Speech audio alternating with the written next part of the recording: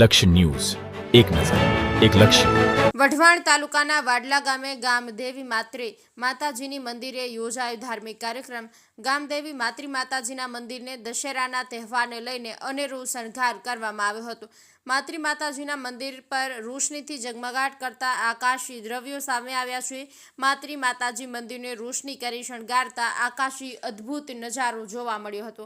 વાડલા સહિત આજુબાજુના ગામોની મંદિર પ્રત્યે અતૂટ શ્રદ્ધા હોવાથી નવમીના 3 દિવસની રજા રાખી ધાર્મિક કાર્યક્રમોમાં લોકો ભક્તિ ભાવથી જોડાયા છે। માત્રી માતાજીના મંદિરે દર નવરાત્રિમાં ખાસ 3 દિવસથી લાપસીનો પ્રસાદ ગામ ધુમાડા બંધ કરવામાં આવે છે। બ્રિજેશ ત્રિવેદી, સુરેન્દ્રનગર। ડોડિયા બળવંતભાઈ અણદાભાઈ, ગામ વાડલા। ગામદેવી માતૃમાનું એટલું મહત્વ છે કે જાગતી જ્યોત વર્ષો પહેલા જેથી ગામ બંધાણું ત્યારે આ માતૃમાના કૂવામાં એનું સ્થાન છે અને ત્યારે ગાગર બેડું અને ઉપર દીવો પ્રગટ થઈને નીકળતો આ એનું અનેરું જૂનું મહત્વ છે। ખાસ કરીને આજના દિવસે નોમના દિવસે માંડવો નાખે સવારમાં, કાલ સાંજે 4 વાગે પ્રસાદ ચાલુ થાય।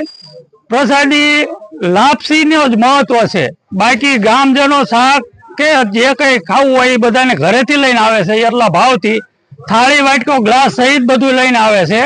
અને અનેરું મહત્વ એટલું છે, ગામના આગે કોઈ પણ ધંધો કરતા હોય આજની તારીખે 3 દી રજા રાખીને વાડલા આવી જાય છે। બેન દીકરીઓ પણ હાજર આપે છે। મારું નામ ખેર શક્તિ છે દિલીપ છે, હું વાડલા ગામનો એક રહી છું। અમારા ગામમાં વર્ષોથી ગામદેવી માતૃમાનું મંદિર છે, ત્યાં કણે ઘણા બધા વર્ષોથી મંદિર છે। એક સમયે વડ પણ હતો જે છેક લખતરથી દૂરથી દેખાતો હતો। અહીંયા ગામના ગ્રામજનો અહીંયા માતૃમાને ગામદેવી તરીકે પૂજે છે।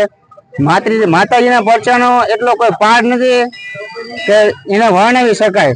વર્ષોથી એક નોમ નિમિત્તે માતાજીનો દર વર્ષે નવરંગ માંડવો હોય છે અને દશેરા તેનો એક નવી સ્થાપના બાદ તેનો પાવન પર્વ તરીકે ઉજવવામાં આવે છે, જેમાં કલાકારો દ્વારા પણ પ્રોગ્રામને ભવ્યથી ભવ્ય બનાવવામાં આવે છે। ગ્રામજનોની એવી આશા છે કે એને કોઈ વર્ણન ન કરી શકાય।